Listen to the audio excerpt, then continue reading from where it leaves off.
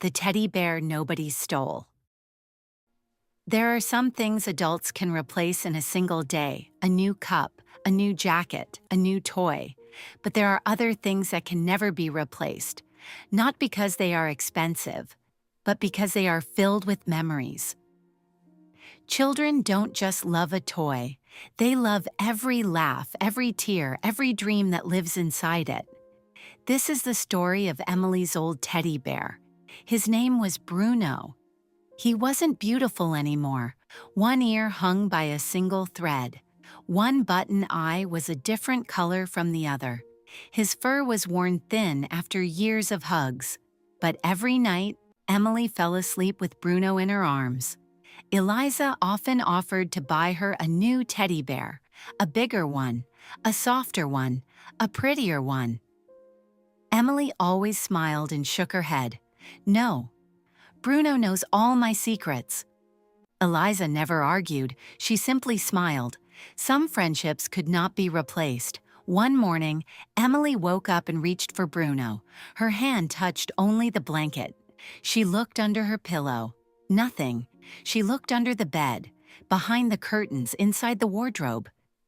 He was gone. Mom.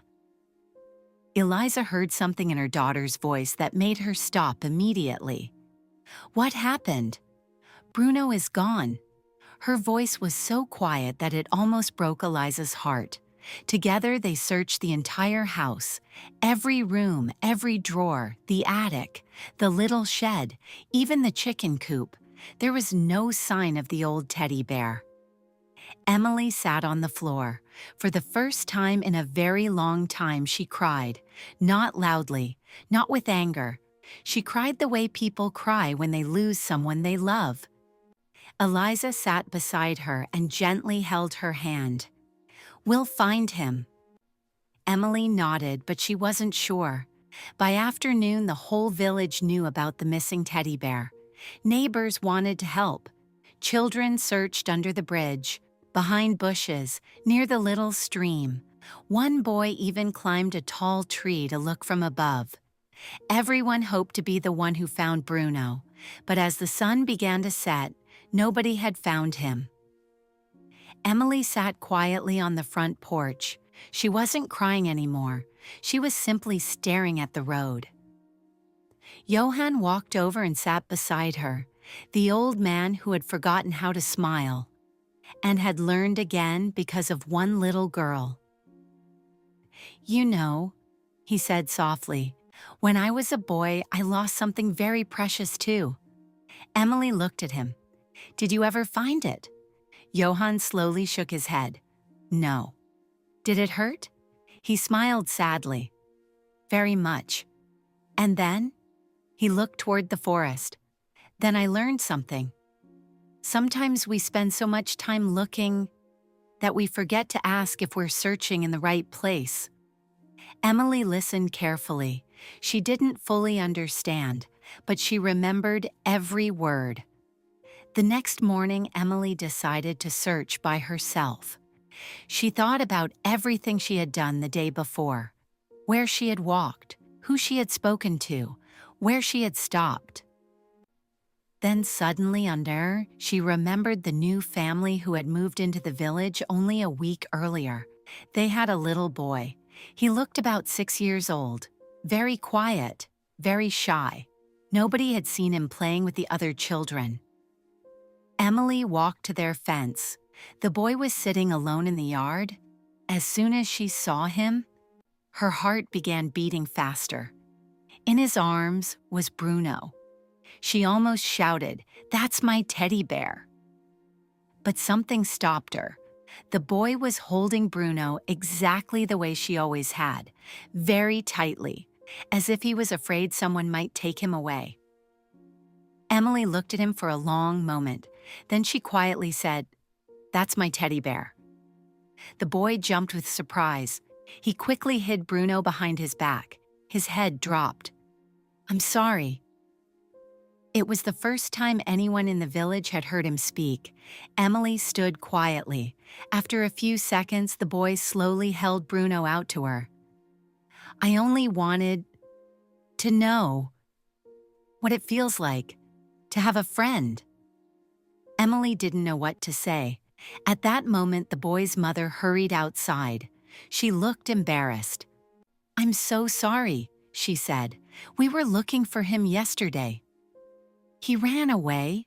When he came home, he had the teddy bear. He told me he found it.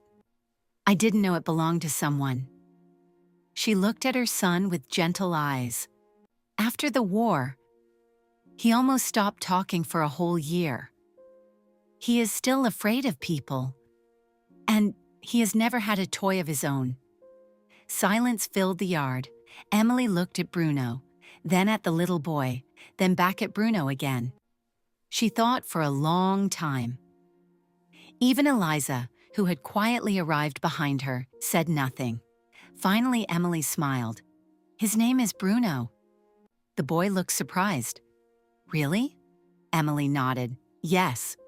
But you know, Bruno loves adventures." The boy's eyes became wide. "He does?" Emily laughed softly. "He likes visiting people who need a friend." She gently placed Bruno back into the boy's hands. "So, I think he should stay with you today." The boy couldn't believe what he had heard. "Really?" Emily nodded again. "But promise me something." "What?" "Talk to him. He doesn't like being surrounded by silence." For the first time in a very long while, the little boy smiled, only a little, but it was a real smile. His mother quietly wiped away tears. That evening, Eliza and Emily sat together on the porch, watching the sunset. "Weren't you sad?" Eliza asked softly. Emily thought for a moment. "I was. Very sad." "Then why did you leave Bruno with him?" Emily looked toward the neighbor's house. Through the window, she could see the little boy laughing quietly while talking to the old teddy bear. She smiled. Because now, he has someone who can keep his secrets too. Eliza gently wrapped an arm around her daughter. Sometimes children understood things that adults forgot. A week later, there was another surprise. The boy's father knocked on Eliza's door. In his hands was a brand new teddy bear. "This isn't a replacement," he said kindly. "Old friends can never be replaced. This is simply a gift from a little boy who has started smiling again because of your daughter." Emily thanked him and carefully carried the new teddy bear to her room. She placed him beside her bed. Then she whispered, "A new friend can live here." And Bruno is living exactly where he was needed most. Sometimes the greatest gift we can give isn't something we own. Sometimes the most valuable thing we can give isn't an object. It's the feeling that someone is no longer alone,